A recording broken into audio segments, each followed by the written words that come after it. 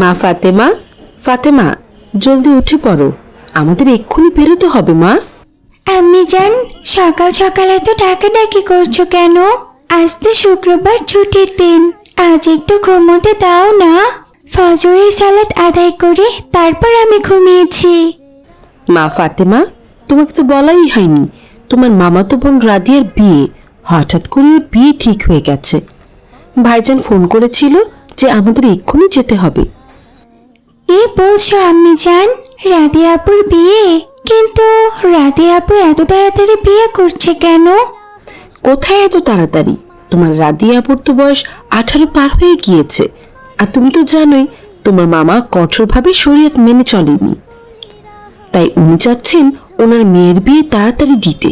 তুমি আর দেরি করো না ফাতেমা, তাড়াতাড়ি রেডি হয়ে নাও, আমরা এক্ষুনি বেরোবো। আচ্ছা ঠিক আছে আম্মি জান, আমি এক্ষুনি বেরোচ্ছি। আসসালামু আলাইকুম। সারি সারি কাজের ছায়া। বাবা ওমর, ওমর উঠে পড়ো বাবা। আম্মিজান, আমাকে ডিস্টার্ব করো না তো, আজ তো একটু ঘুমোতে দাও। আজ তো শুক্রবার, ছুটির দিন, আমি তো ফজরের সালাত আদায় করেই ঘুমিয়েছি। বাবা ওমর, আমি তোমায় সেই জন্য ডাকিনি, অন্য একটি কারণ আছে। কি কারণ আম্মিজান? বাবা ওমর, তোমার রাদিয়াপুর বিয়ে, তোমার বড় মামা ফোন করেছিল, এক্ষুনি আমাদের যেতে হবে বাবা। কি বলছো আম্মিজান? হঠাৎ করেই রাদিয়াপুর বিয়ে ঠিক হয়ে গেল? হ্যাঁ বাবা ওমর, ভালো একজন ছেলে পেয়েছে, ছেলেটা নাকি সরকারি চাকরি করে, এর জন্য ভাইজান আর দেরি করতে চাচ্ছে না, আজই বিয়েটা সেরে ফেলতে চাচ্ছেন। উঠে পড়ো বাবা, আমাদের এক্ষুনি যেতে হবে যে। আচ্ছা ঠিক আছে আম্মিজান, তুমি যাও, আমি উঠছি। আসসালামু আলাইকুম। ওয়ালাইকুম আসসালাম ওয়া রাহমাতুল্লাহ। বিহনের নদী জল সুর তুলে যায়, আসব রিনি ঝিনি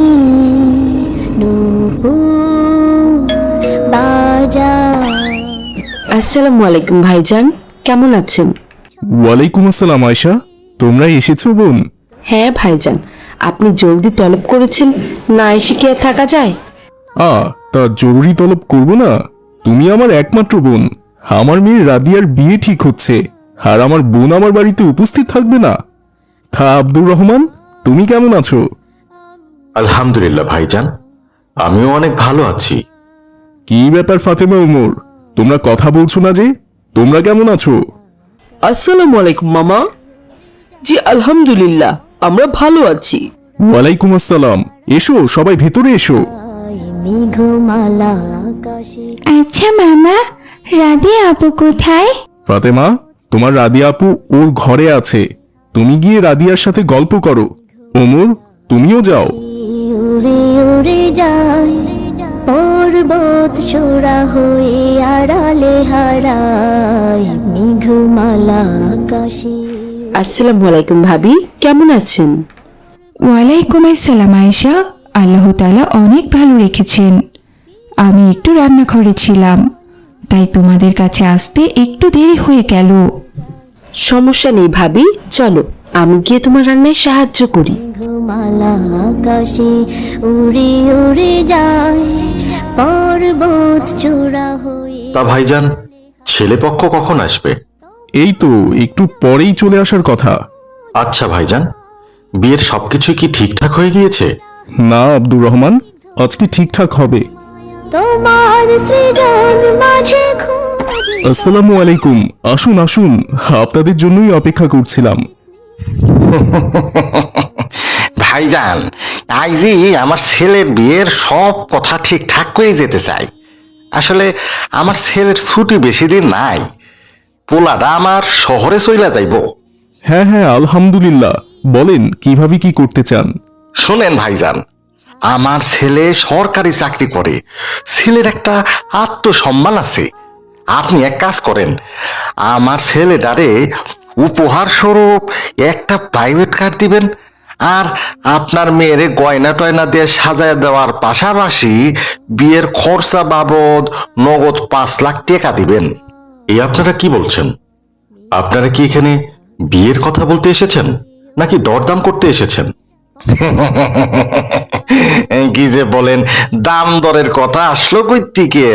এইটা তো আপনারা আপনাদের মেয়ে জামাইকে খুশি করার জন্য উপহার দিবেন।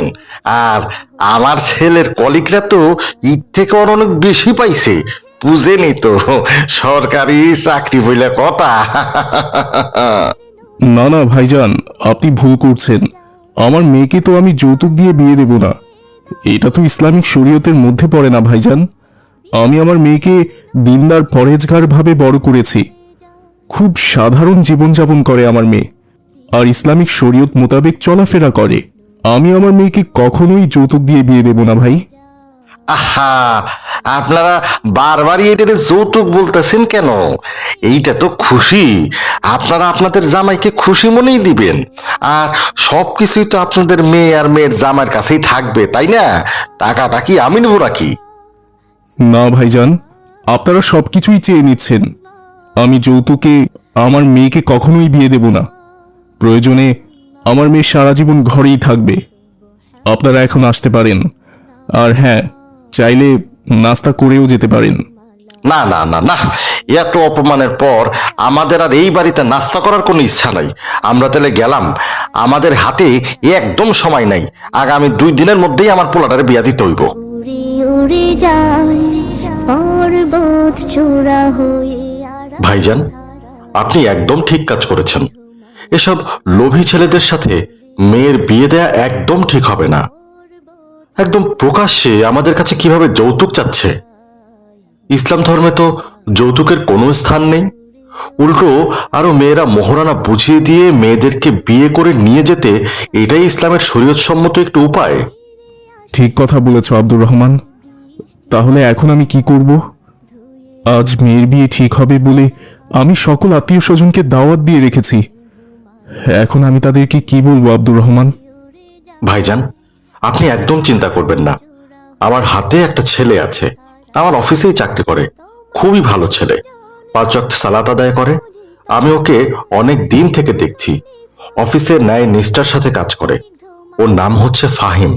বিয়ে করবে বলে অনেক দিন থেকেই একজন পরহেজগার মেয়ে খুঁজছে, কিন্তু পাচ্ছে না। আপনি যদি রাজি থাকেন তাহলে আমি ফাহিমকে ডাকতে পারি। আচ্ছা ঠিক আছে আব্দুর রহমান, তুমি ওকে ডাকো। কিন্তু ছেলে কি আমার মেয়েকে পছন্দ করবে? কি যে বলেন না ভাইজান, আমাদের রাদিয়া জান্নাত কি দেখতে খুব কম সুন্দর? পরীর মতো দেখতে, যে কেউ রাদিয়াকে পছন্দ করবে। আচ্ছা ঠিক আছে আব্দুর রহমান, তুমি ওকে ডাকো। তবে ভাইজান, একটা সমস্যা আছে। ফাহিমের বাবা মা কেউই নেই, ছোটবেলাতেই মারা গিয়েছে। ফাহিম এতিমখানায় বড় হয়েছে, ওখানে পড়াশোনা করেই সে চাকরি পেয়েছে। তাতে আমার কোনো সমস্যা নেই আব্দুর রহমান।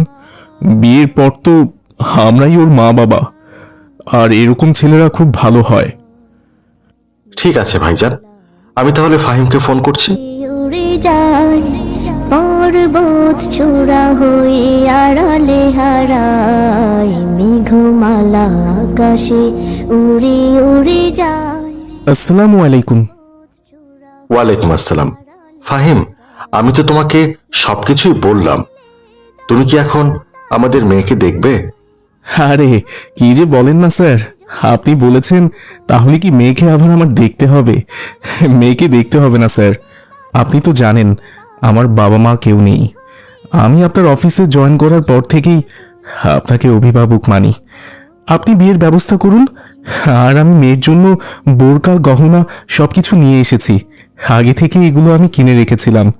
আর এই নিন, ছোট ঢেউ এখানে 2 লাখ টাকা আছে। আমি আমার সামর্থ্য অনুযায়ী মেয়ের মোহরনা বুঝিয়ে দিলাম। বাহ আব্দুর রহমান, তুমি আমার মেয়ের জন্য একদম সঠিক ছেলে দেখেছ। কত ভালো ব্যবহার ছেলের। বাবা ফাহিম, আমি আমার মেয়েকে পরেজগার করে লালন পালন করেছি। ইসলামিক শরীয়ত অনুযায়ী সবকিছু মেনে চলে। আমি আমার মেয়ের জন্য ঠিক তোমার মতোই একজন পাত্র খুঁজছিলাম। মেঘমালা আকাশে। তো বন্ধুরা, বুঝলে তো ইসলামিক শরীয়তে বিয়েটা হচ্ছে স্বাভাবিক বিষয়, কিন্তু আমাদের সমাজে কিছু মানুষ আছে যারা বিয়েটাকে জটিল করে ফেলছে। তারা বিয়ের নামে মেয়ে পক্ষকে চাপ দিয়ে অতিরিক্ত যৌতুক আদায় করে। এতে করে অনেক বাবাই তাদের মেয়েকে বিয়ে দিতে পারেন না। কিন্তু ইসলামের শরীয়ত মোতাবেক মেয়ের বাবার বিয়েতে কোনো খরচ নেই, সব খরচ ছেলেদেরকে বহন করতে হয়। এখন থেকে আমরা সবাই ইসলামিক শরীয়ত মোতাবেক বিয়ে করার চেষ্টা করব। তাহলে আজ এখানেই বিদায় নিচ্ছি বন্ধুরা, ভালো থেকো তোমরা। আসসালামু আলাইকুম ওয়া রাহমাতুল্লাহ।